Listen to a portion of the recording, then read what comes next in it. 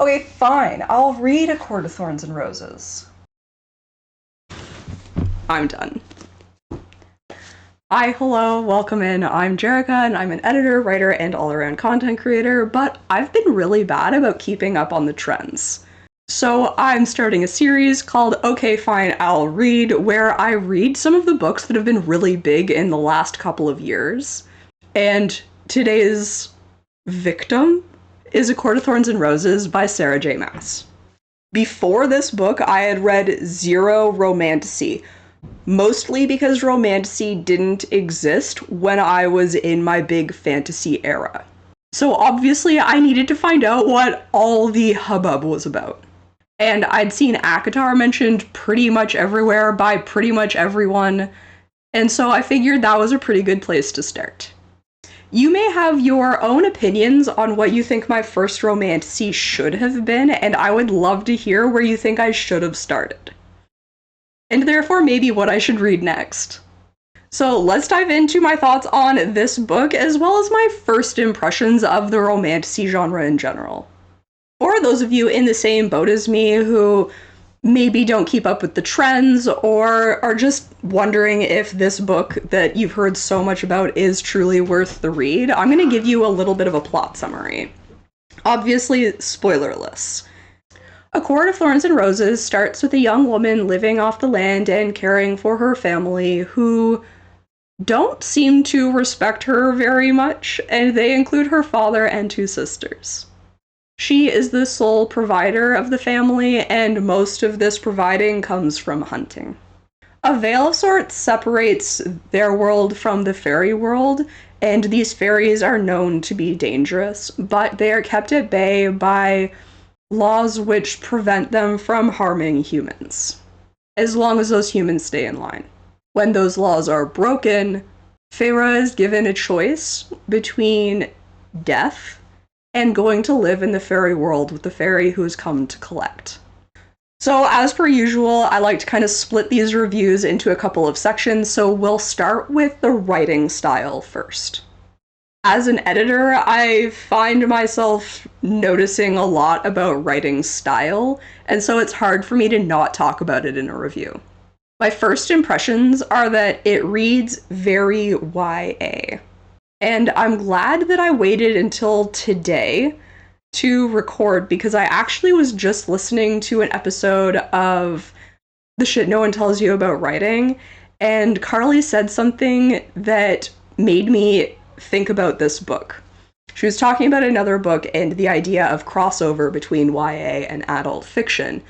And she said that one of the things that might make a book crossover worthy is that the content might be YA, maybe a coming of age, like this book that she was speaking about was, but the writing might be elevated to a point where an adult reader is kind of like intellectually challenged enough to find it interesting. Not that adults don't enjoy YA, but that's like the sentiment that she was putting out there. And this book is kind of the exact opposite of that. And therefore, I don't think it can be crossover, because if the content is adult, it shouldn't really be for a YA audience. But the writing comes off very YA, while the content, because it has, the spiciness of romance in it, isn't really for a YA audience. Now, that's a whole other conversation to be had about whether or not sex belongs in YA and how open those doors can and should be. But we're going to leave that for another day. So I guess let's talk about what I mean by it feeling YA in its writing style. Basically, all I mean by this is that it is simple and easy to read, which is also kind of my definition of a beach read. The content can be adult and even maybe a little complex, but the writing is easy to follow. There isn't a lot of, reading between lines. There isn't a lot of complexity to the sentence structure. That isn't to say that all of the sentences are simple sentences in the grammar sense, obviously, but it was just very easy to read. this isn't really a good or bad trait. It's just kind of something to know going in if you do like more complex, more lyrical, more literary style writing. This might not be the book for you. On a less high or neutral note, though, I did find the prose to be quite repetitive. Repetitive in content and not. It didn't seem as purposeful as other repetition I've seen in novels. Repetition isn't always a problem. In fact, I just finished reading a book where I think the repetition was very good and very purposeful to the voice.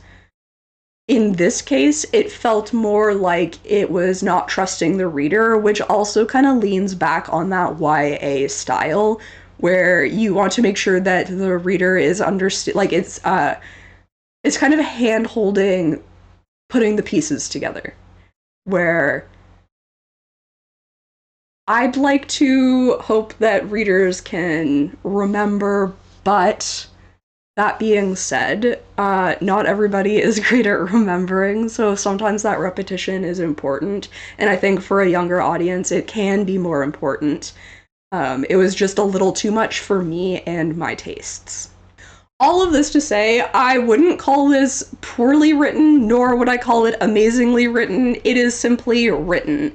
And so it comes down more to the content on whether or not I think this is a good or great book. So let's look at that content and narrative. And when we do begin to look at this content and narrative style, I do have a lot to say. We'll start by looking at the overall plot, and then we'll get into some of the more like abstract parts of content and narrative. So there are certainly some scenes that have stuck with me after the couple of months since I've read it, and we'll get into those in spoilers because it's kind of hard to talk about those scenes without spoiling the plot and like kind of big moments. I do appreciate the kind of like slow build of understanding the dangers of the fairylands, as well as the history. However, the exposition for kind of like the history and the backstory of the world is maybe a little more or a little less like integrated and a little bit more lore dumpy. I wouldn't say it was super bad. It's not something that stood out to me. However, I do feel like maybe it didn't stand out to me because, again, it leans back on that kind of like simple, easy to read YA style of writing. Also, I want to be clear, I'm not calling like YA stupid or anything like that. It is just, to me, it is a more simplified style of writing usually, and that isn't to say that you can't find YA that is written like very eloquently. I would just tend to bring up that as a thing that stands out to me in the YA sphere, whereas I expect this simpler style in YA. However, again, talking about that exposition, I also think that because we have a character who is learning a completely new space and idea and kind of relearning the lore that she learned from being humans scared of the fairies to living with the fairies and knowing the fairies as individuals, it kind of just makes sense that she's being told a bunch of stuff. The only time that it becomes more lore dumpy is when she's telling us stuff. So sometimes it is like very clearly like reflective of what she's learning or seeing, and sometimes that lands and sometimes it doesn't. And there's one particular scene that I feel like isn't super spoilery if I don't go into the details, but basically she finds a map and is looking at it, and so like she's reflecting on what she's seeing on the map, and like what she understands of the fairy world, and that feels like a little too on the nose for me, a little too, this map scene is here for exposition instead of anything else. Now, the scene overall, if we don't look at just the map portion of it, makes sense, and there's a reason why, you know, she goes into that room, and that room is important, like, otherwise, but that map scene is just a little on the nose and kind of exemplary of the times when that exposition does become a little too lore dumpy for me. This is another one of those things where it's like not really a good thing or a bad thing, but I did find that the story relies a lot on tropes. Tropes are tropes for a reason. It's a great way for people to find stories that they should like because they know that they enjoy that kind of story. However, it's like important to note that there are tropes in it, and they're relatively heavily relied on in my opinion. Some of them too spoilery to like speak on, I think. But I think there's some characters that are maybe not unique enough. So there's kind of like the idea of the undesirable woman, having traits, having like more masculine traits or hobbies or skills. There's the bad boy, there's the good boy that's bad for you. There's the rich man who throws his wealth around. And then there's kind of like the overall relationship and the quest at the end that just don't really reinvent anything. Don't really reinvent anything except for there's a bit of a gender swap that happens, which is something that I definitely want to like talk about a little bit more in depth. But we'll get to that. An important piece of this puzzle is the spicy nature of romantasy. And this one is something that I think is really important to talk about because this was my first romantasy and I had all of these expectations going in. I think for people who are watching this video trying to understand like what that means and whether or not this book is for them, this is a piece that must be spoken about. So coming from a place where I had never read romantasy, and I don't think I'd ever read anything open doors as far as sex scenes go, I really didn't know what to expect. Except I did have expectations based on listening to people talk about the genre and this book. When it comes to ACOTAR, I think it's pretty mild open doors. That being said, I don't know that I know the definitions of everything, and I've had very little exposure. I was expecting much more graphic scenes based only on, basically TikTok, talking about spicy scenes in romantasy. The fact that it didn't meet the expectations of being more graphic is not a bad thing. I do think that this is kind of the level of graphic sex scenes that I would like. Like, it could be a little more graphic. It could be a little, like, it could take up a little bit more of the book than it does, and I suspect that going through the series there will be more, but the first book I definitely find quite mild. To speak to the like sexual tension and not actually the sex scenes, I think that those were well done. They definitely evoke the emotions that they should be evoking. I think it would be good if you're looking to figure out how to write those scenes. I do think that this is an okay book to go to look at how those sexual tension scenes are written. And is maybe this text's biggest strength, though I wouldn't say that it's necessarily like the best. However, I don't have a lot to compare it to. I haven't been a huge romance reader. If you've been with the channel for a little while, you know that. I'm reading more, though. It is something that I do want to read more of, especially since I've accidentally started writing a romance. Moving a bit away from the actual content of the like narrative and more to like what the narrative is doing, there's a clear allegory of colonialism present, as well as themes of race and class, obviously with a bit of a fantasy spin, because we see those things in the human world, in the fairy world, and then kind of between the two as well.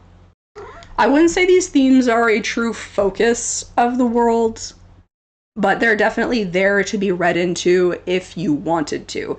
Like, if you were going to do, like, a book report for school on it, those are definitely things that you could find enough in the book to write a report on.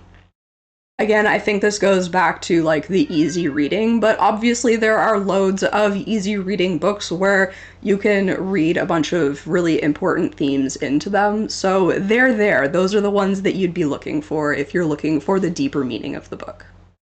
And then aside from that more serious note, I am a sucker for like elemental seasonal like motifs. And so I'm very interested by the fairy world, the way that it is broken up, and like what that means for the people who live in those different sections of the world. It kind of takes the traditional summer and winter court that we see in most fairy like stories, as well as like traditional folklore from like the Celtic region. I think like particularly Ireland, but I'm not well versed enough in that folklore to really speak to it, because I know Scottish folklore has the same summer winter court, I'm pretty sure. So it might just be like a general Celtic area. Anyways, that's kind of besides the point. It takes that and it expands on it a little bit. It expands on it in a way that I've expanded on it in lore for my like D&D worlds before. And so I found that very interesting, and I am interested to learn more about the fairy world, which is part of the reason that I think I'm willing to try a second book in the series. I said in my notes that I don't think it's earth-shattering to have expanded to other seasons, and what I think is the most unique, and maybe I just haven't been exposed to it before, is that it's not just seasons, but there's a couple other things tacked on too that I find very interesting. Okay, we've made it to the end. It's not the end. It's the final piece before we get to spoilers. It's my overall opinion, taking these two things together, as well as just my general experience, how much entertainment I found in reading it, and how much just like general like enjoyment I had, because I don't necessarily love the writing, and I think there were, you know, some tropes that were maybe used too heavy-handed, that doesn't mean that I didn't enjoy it. However, I think my overall opinion is going to hurt a lot of people. And it's because I thought A Court of Thorns and Roses was kind of mediocre. And so that's why I think it hurts a lot of people, because I feel like this book was very, either people loved it or people hated it. And I think it was just like a book.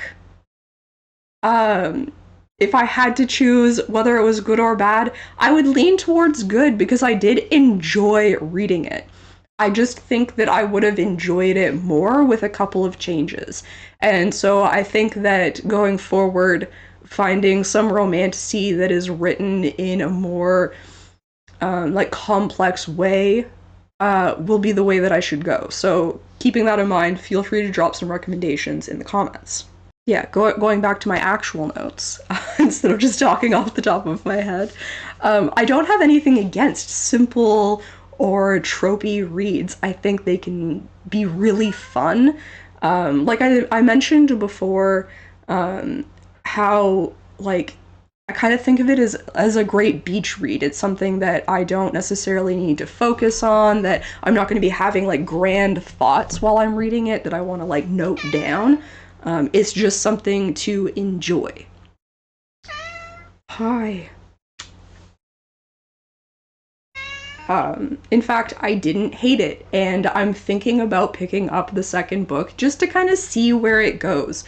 First books can be very different. I'm not sure if this was a debut novel or not. I'd have to look into that, because that would also make a huge difference.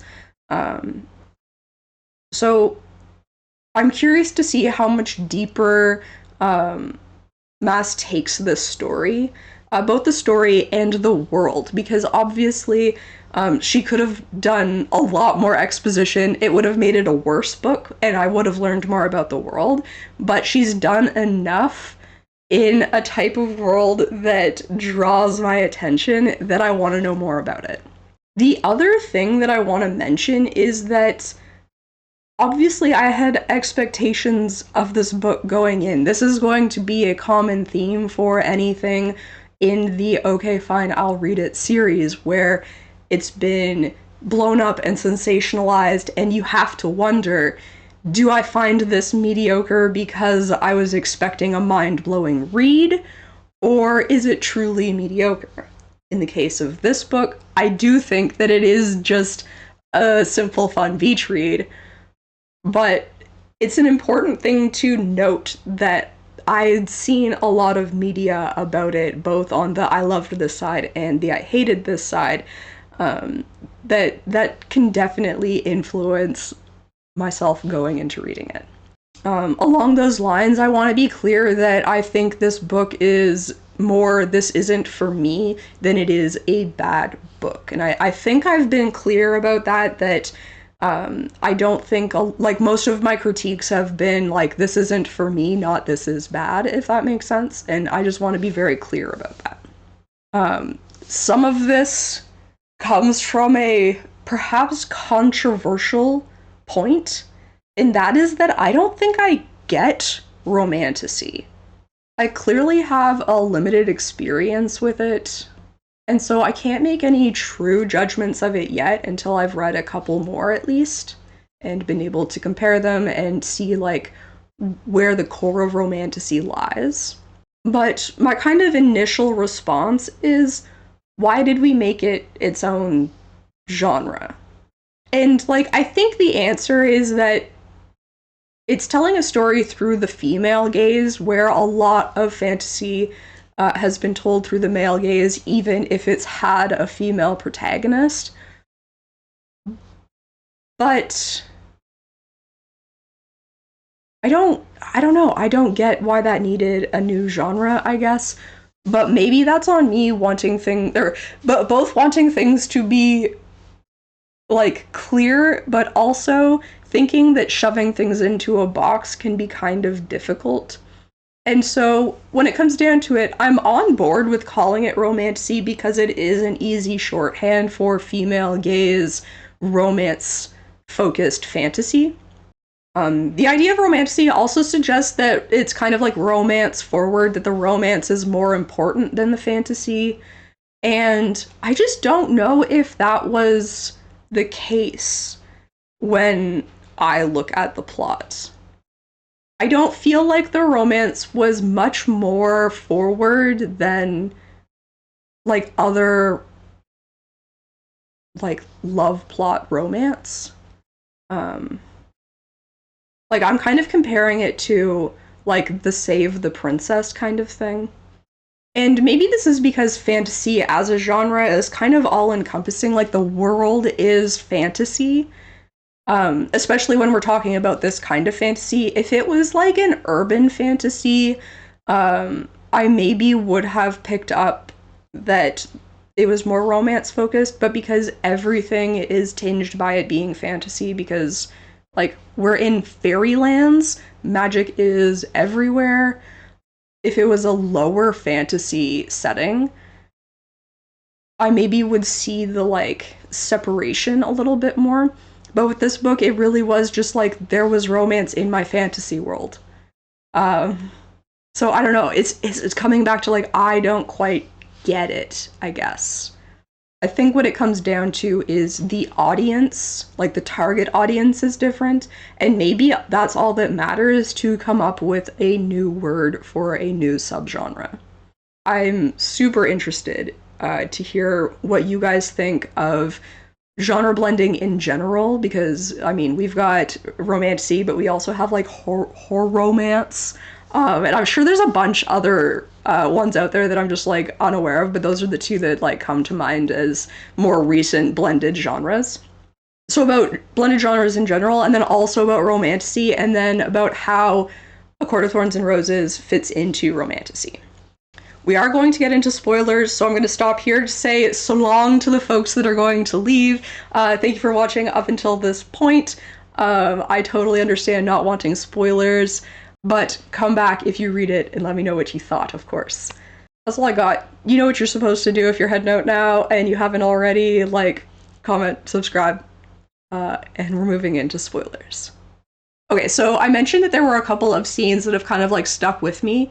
And there are two that I'm going to talk about. The first one is the scene where Feyre comes out of her room because she hears some sort of clamor going on in the foyer, and she comes out and there's like a massacre of a fairy with Tamlin and oh my, what's the other guy's name? Oh, this is gonna be awful. Lucian. Um, and I think this is really interesting. Like, I think this is a really good scene for a couple of different reasons. Firstly, I mean, it's just gruesome. Like, this fairy has had its wings torn off of its body, and I think we, like, feel that viscerally, and I, like, can't even remember if it's because it's written well, or if it's just because, like, it's a terrible thing to have happen.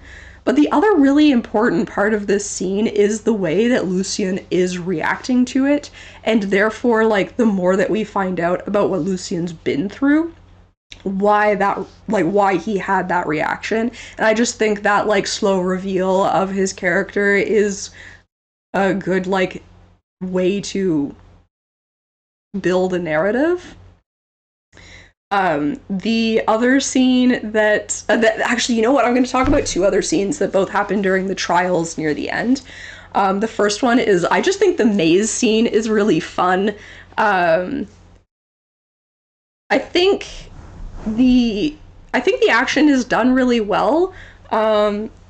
Like, I feel like I could, like, feel myself running through the maze with Feyre. I didn't get lost while we were doing it. I think there was, like, a good amount of tension. And maybe that's why it stands out, because it is, a moment that has tension. Maybe that was something that I was missing in other scenes, and why, like, not the whole story is, like, sticking with me. The other scene in the trials that I think is good, I have some mixed feelings on. It's the one where they are locked. Lucian and Feyre are locked up, and Feyre still hasn't learned how to read. What was that sound that you just made? Was that just a floorboard squeaking? You're a big guy! And the reason that I have mixed feelings on this is because I don't know that I, like, love the, like, Feyre not knowing how to read thing. I just feel like her character could have been more unique in some way. I'm not sure how I would have made her more unique, but to have her, be like the dumb, poor girl who has masculine traits because she has to take care of her family. I don't know that that's, like, fun enough, interesting enough, unique enough for me. Maybe I'm being hypercritical. But I do think that scene is good because she kind of finally has to come to terms with it and be like, yo, I can't read! And I do wonder, I don't know if it was ever discussed if the lady, I'm not gonna remember anybody's name, and I feel really bad about it. The big bad villain, did she know that Feyre couldn't read? I don't know. And I don't know if it was ever discussed if, like, she chose that trial because she knew, or if that was just, like, a trial. That's kind of, like, an interesting thing. You don't always get to know the motives or, like, knowledge of other characters, and sometimes you kind of, like, wonder. So, like, I wonder, how did she decide on the trials? Are the trials, like, already a thing that is just decided? I feel like I think the obvious answer is that she comes up with the trials, but then in that case, does she choose things that she knows Feyre will struggle with? I don't even remember. What was the third trial? There were 3, right? Rule of 3? The first one was the maze. With the, like, worm or something. coming after her. Which I don't think was particularly unique, to be clear. It was kind of like Tremors-y, actually. And I don't think that that is the only one that's done something. I mean, it's also kind of Dune-y in a way, because of that. Like the blind animal who's using like tremor sense or scent or whatever to like follow its prey. I literally can't remember. And I mean, that's kind of saying something. Like, I know that I don't have the best memory in the world, but I feel like that's like one of the most tense parts of the book. Maybe there just wasn't a third one, and that's why I can't remember it. I don't know. I'm not gonna read right now to find out. Okay, so the next bit, I never wrote an outro for this. How embarrassing. The next bit for the spoilers is just like kind of talking about all of the different tropes. I already talked about Feyre's character and how I think she could have been more unique in some way. I just feel like it was kind of like I feel like if you told me like Feyre can't read, I would also be able to like pick all of the other traits that she has. Or like if you told me like Feyre's poor, I feel like I could have like picked like from a list the other traits that she has. The bad sister that's actually a good sister is maybe like less of a trope, but like definitely like a common character. You know, the like cold shoulder of a sister who does actually care. Like like there's loads of characters that are kind of cold, but like they actually care. But she's a side character, and so I think falling on a trope is okay in side characters because you're using it as a shorthand for a character that you have less time on the page with. I think the curse where you can't tell the person who can solve it. It was very Beauty and the Beast, which I think which I think that one is probably actually like inspiration for the story and is part of the trope. Retellings of known stories is super big, and I'm totally okay with that. It also gave me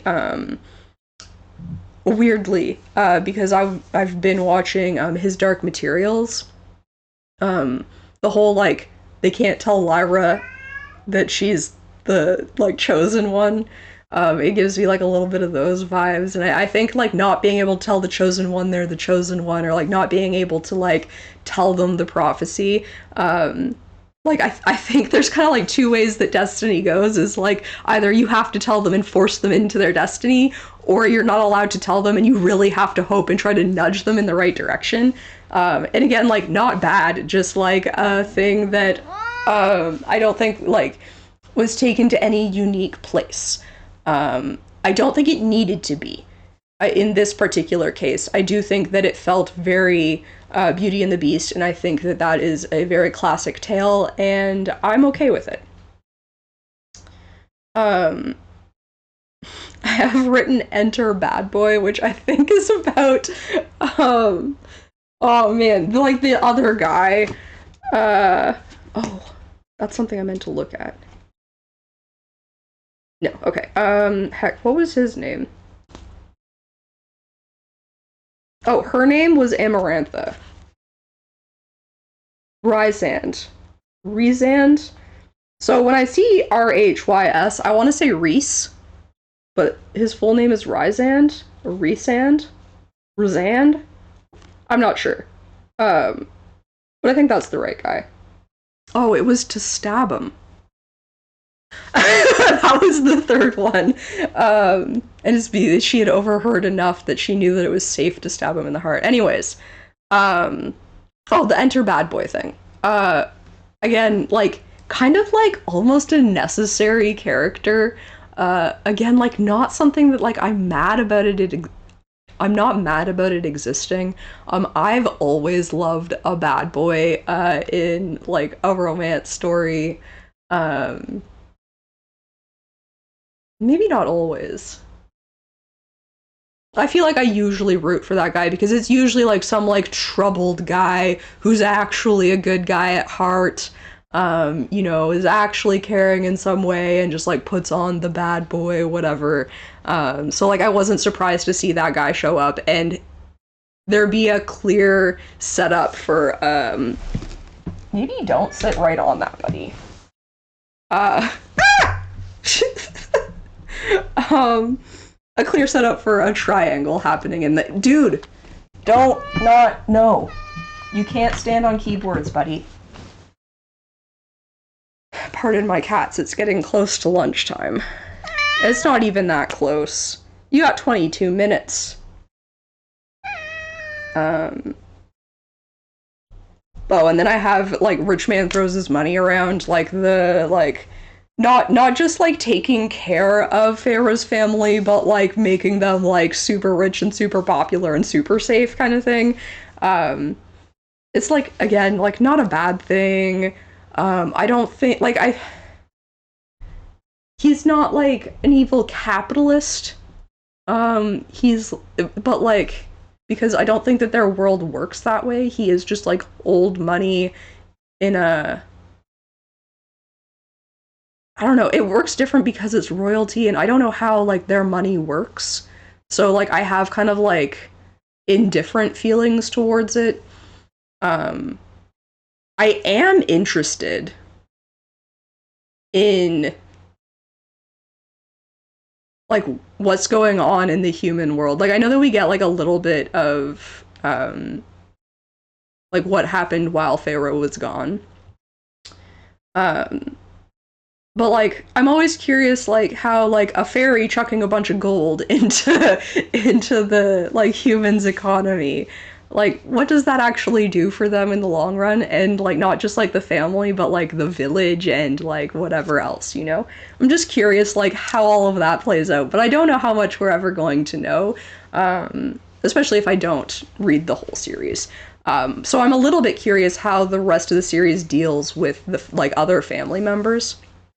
That's no longer about tropes, that's just, like, another thought of, like, you know, I feel like a lot of thoughts that I have about books afterwards is, like, what are the repercussions in the pieces of the book that, like, we don't get to know? Because you can't cover everything, not everything is part of, like, this story. Yeah, and I don't have any other jot notes for this one. Oh, this I hadn't really thought about before, but going back to, like, Feyre's character, I feel like the, like, making her, like, enjoy painting was the thing that made her unique. And I don't think that that was unique enough. I don't know, I feel like that was, like, an easy choice for, like, what might stand out amongst all of these other traits. Oh, of course, she's an artist! I don't know why, but that just, like, feels like the, like, obvious choice. I'm not sure what the other choice is. I think that's part of the problem, is, like, I haven't sat down and, like, fixed the things that I've seen, because I don't know that that's, like, super important to do, especially since, like, this, it's a great, like, it's a sensation. Lots of people love it. So it doesn't need to be fixed. It's just whether or not an individual will enjoy it. Yeah, I think that's all I got. So I have an outro, but I haven't written it. And usually I write one. And I'm sure in the next one, I'll have some sort of, like, okay, fine, I'll read outro that is, like, specific to this series. Because I want to, like, remind you that that's what this is. Yeah, so that's the first in the Okay Fine I'll Read series. I actually just finished, at the time of recording, I just finished my next one. So you can look forward to another in the series coming up in a little bit. My recording is haphazard at best, except for my reading recaps, which you can always find once a month, and my quarter TBRs once a quarter. Those come out, like, pretty on time. Alright, here we go. Okay, fine, I read A Court of Thorns and Roses, and I enjoyed it. It wasn't my favorite book, it wasn't the worst book in the world, it was an enjoyable beach read. I liked it enough that I think I will pick up the second in the series and give it a go. It has also made me realize that maybe I should check out some more romantasy and that I might enjoy it. So there was value in reading A Court of Thorns and Roses by Sarah J. Maas.